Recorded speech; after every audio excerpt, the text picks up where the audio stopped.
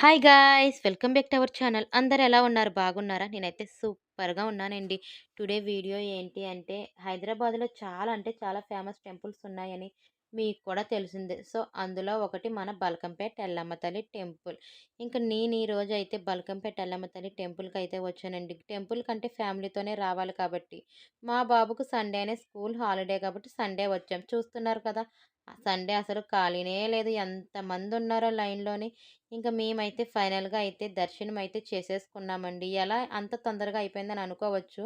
Tickets దగ్గర అయితే PhonePe allow లేదన్నారు. సో, మేము నార్మల్ లైన్‌లోనే తొందరగా గంటలో అయితే దర్శనం అయిపోయింది. ఇక్కడ మీరు చూస్తున్నారు కదా అమ్మవారు ఈవిడేనండి మన బల్కంపేట ఎల్లమ్మ తల్లి. లోపల గర్భగుడిలో అయితే ఫోటోస్ అయితే తీయడానికి ఉండదు కదా! సో, నేనైతే ఏం తీయలేదు. ఇంక బయట మీరు చూస్తున్నారు కదా! నా బ్యాక్‌గ్రౌండ్ ఉన్నారు కదా!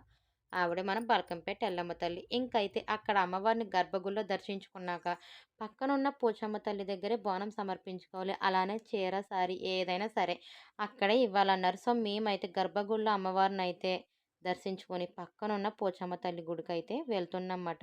అస్సలు కదలడానికి కూడా లేదు. ఇటు జరిగినా, అటు జరిగినా మొత్తం అంతా జనమే. సండే ఒక్కరోజనే కాదండి అమ్మవారి టెంపుల్‌కి ఎవ్రీడే మార్నింగ్ నుంచి నైట్ వరకు కూడా టైమింగ్ ఉంటుందండి. నైట్ 10 వరకు కూడా యాటనేసుకునేవారు కూడా ఉంటారండి బానం ఎత్తుకొని. ఎక్కడి నుంచో చుట్టుపక్కల నుంచి కూడా వస్తారు. ఇక్కడికి టెంపుల్‌కైతే చాలా అంటే చాలా దూరం నుంచి.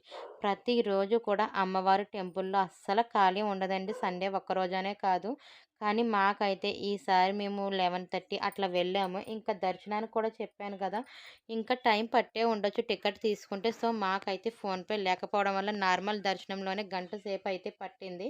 తొందరగా చేసుకొనైతే పక్కనున్న పోచమ్మ తల్లి టెంపుల్‌కైతే వచ్చి అక్కడ కూడా పోచమ్మ తల్లి పక్కన కూడా ఇంకా 2, 3 అమ్మవార్లుంటారు. నాగమ్మ తల్లి కూడా అలా ఉంటారు. మొక్కుకొనైతే కొబ్బరికాయలు అవన్నీ కొట్టి చీర అవి కూడా సమర్పించుకొని, మొక్కేసుకొని కాసేపయితే అక్కడ కూర్చున్నామండి.